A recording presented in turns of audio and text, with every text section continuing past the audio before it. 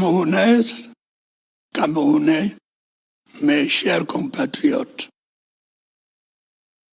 je ne m'adresse pas habituellement à vous à la veille de notre fête nationale. Elle est traditionnellement l'occasion de célébrer dans la joie notre unité nationale ainsi que les valeurs de notre République et de notre démocratie. Aujourd'hui, le contexte est différent. Comme la plupart des pays du monde, le Cameroun est atteint par le Covid-19. Notre système de santé est mobilisé pour combattre cette grave maladie. Diverses dispositions annoncées par le Premier ministre ont été prises pour freiner la propagation. Il est impératif que les consignes qui ont été données, port de masque, distanciation physique, lavage fréquent des mains, soient scrupuleusement respectées. Il y va de la santé de tous et de chacun. Dans ces conditions, il n'était pas possible que les festivités qui marquent notre fête nationale soient maintenues, en raison des rassemblements que cela implique. Ce n'est évidemment pas de gaieté de cœur que j'ai dû prendre cette décision. Mais ma préoccupation principale étant la protection de la santé de mes compatriotes, il n'y avait pas d'hésitation possible. La plupart d'entre vous ont bien compris que devant le danger sournois que représente le Covid-19, il convenait de mettre de côté les querelles politiciennes et de présenter un front commun. Certains dirigeants politiques qui n'appartiennent pas à la majorité gouvernementale se sont exprimés dans ce sens. Je les en remercie. Nous avons eu également les encouragements de pays amis, d'organisations internationales, des dirigeants d'entreprises nationales,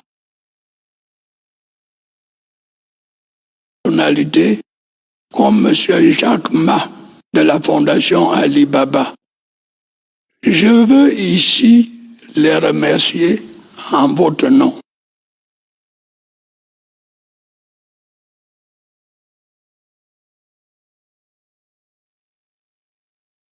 Mes chers compatriotes, la première chose que je voudrais vous dire est de ne pas céder à la panique et de ne pas croire les fausses informations véhiculées par les réseaux sociaux notamment.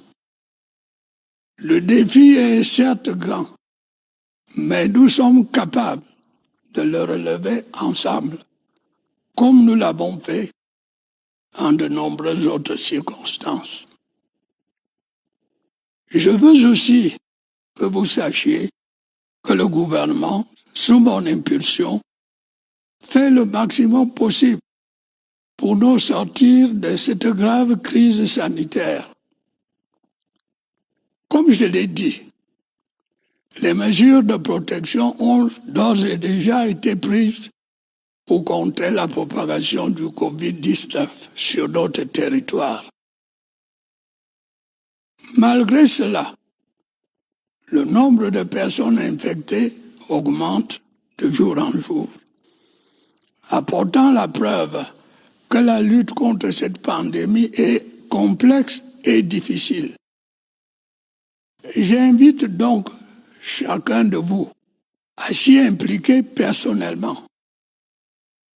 Il est essentiel que les mesures qui ont été indiquées soient absolument respectées par chacun de nous.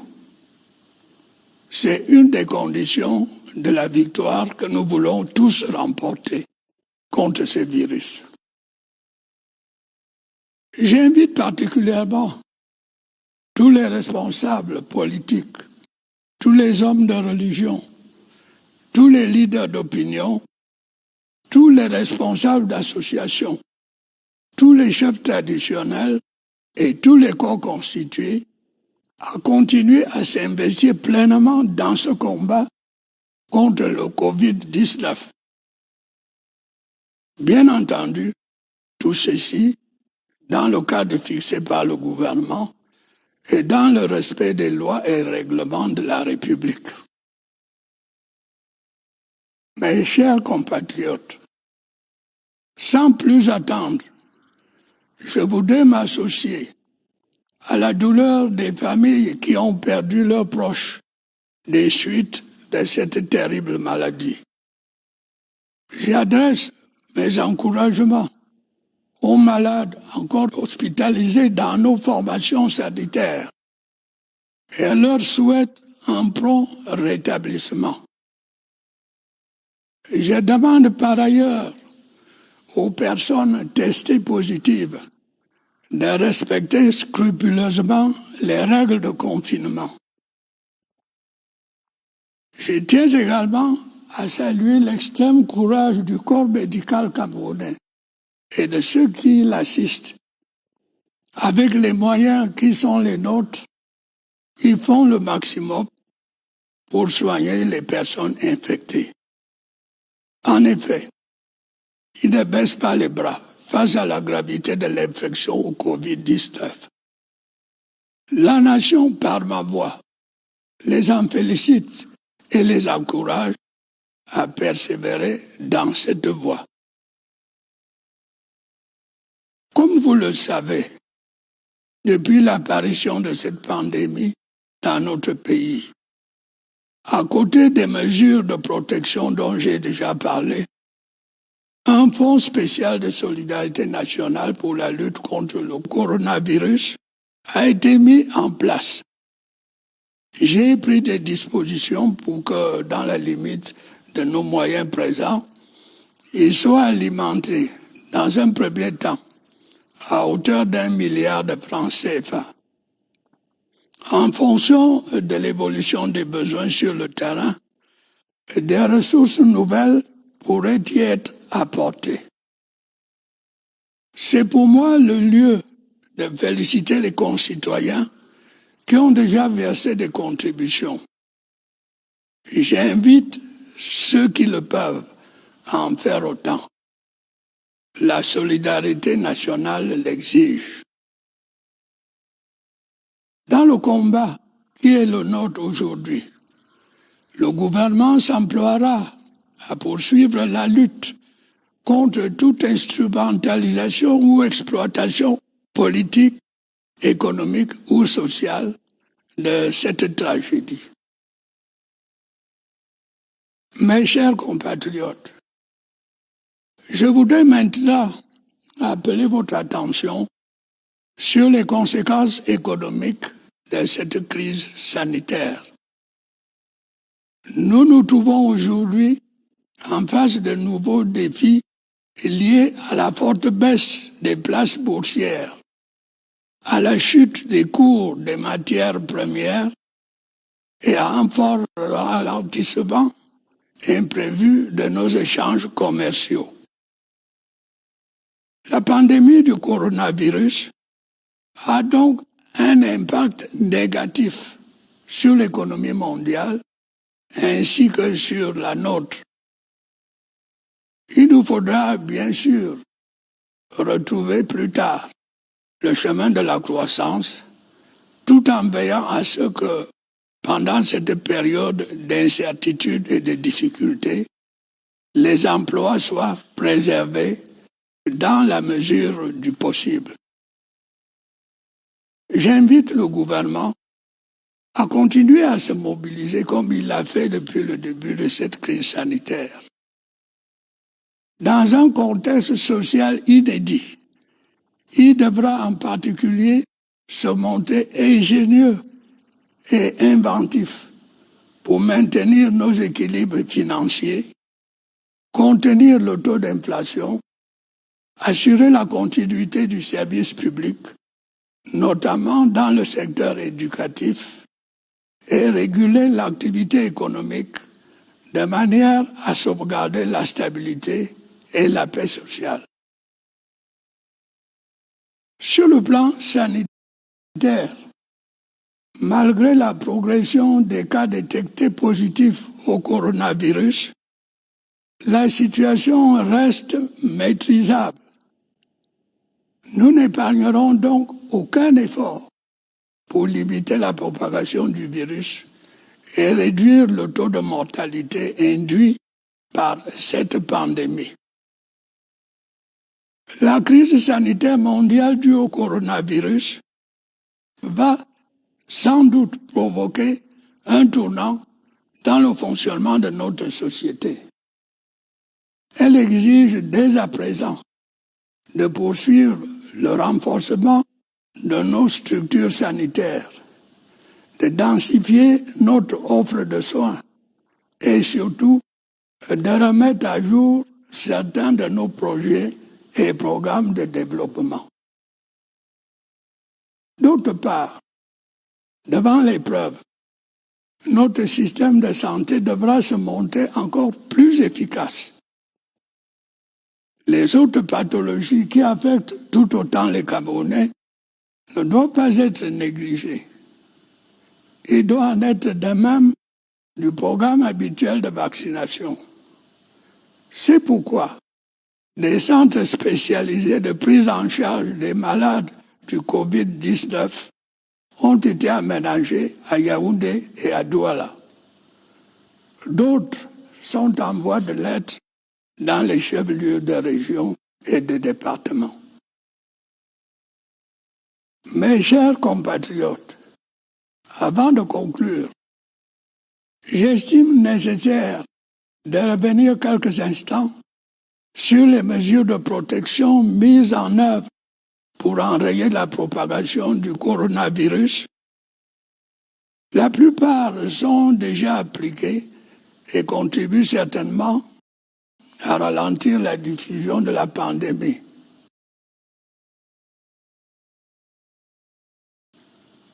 Mais, en considération de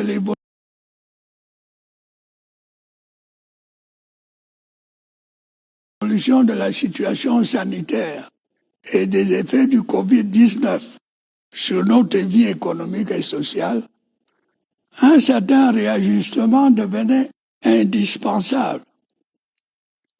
J'ai alors instruit le Premier ministre, qui s'était déjà exprimé à 2 reprises sur ce sujet, de reprendre la parole pour annoncer de nouvelles mesures et en adapter d'autres déjà en application.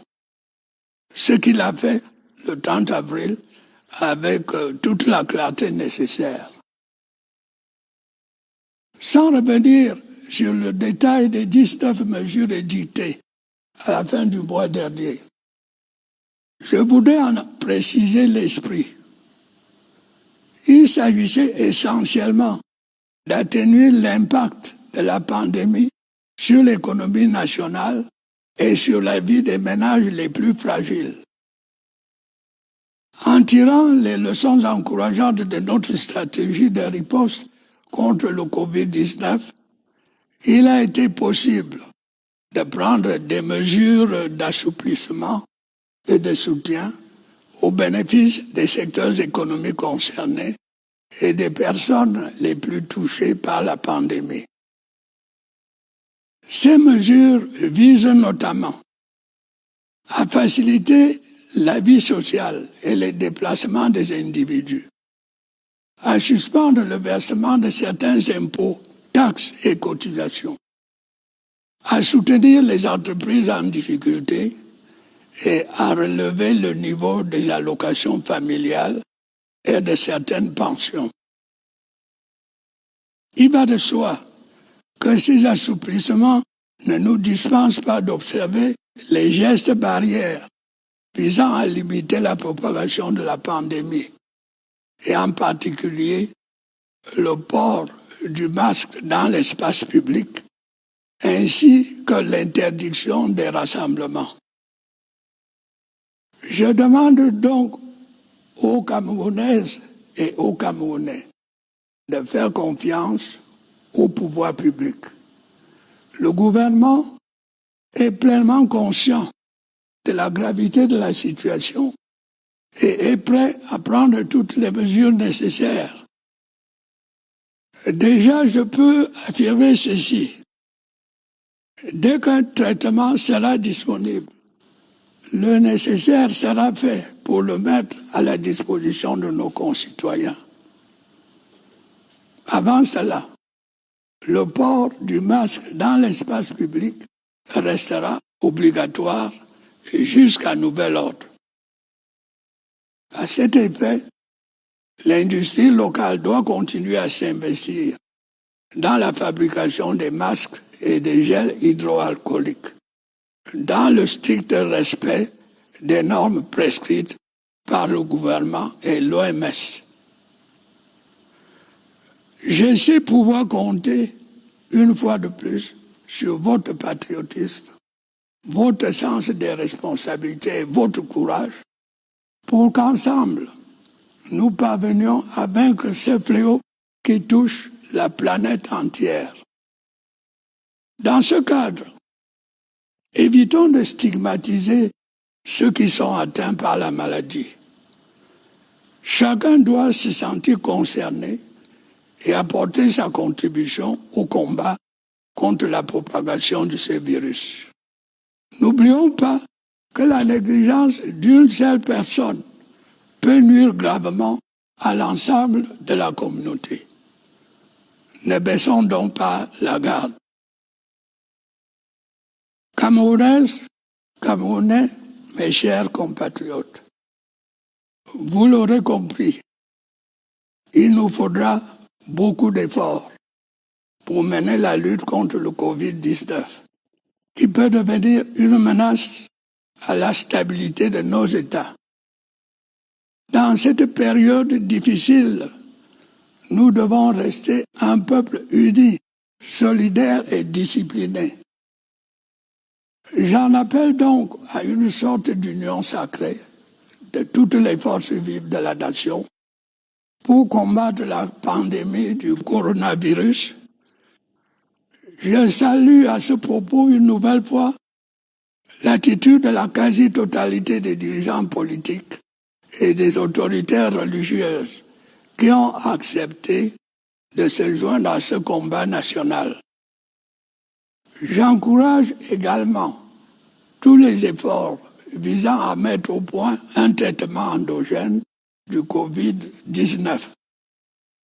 Consacrons toutes nos énergies à la lutte contre cet ennemi commun. Vive la République, vive le Cameroun.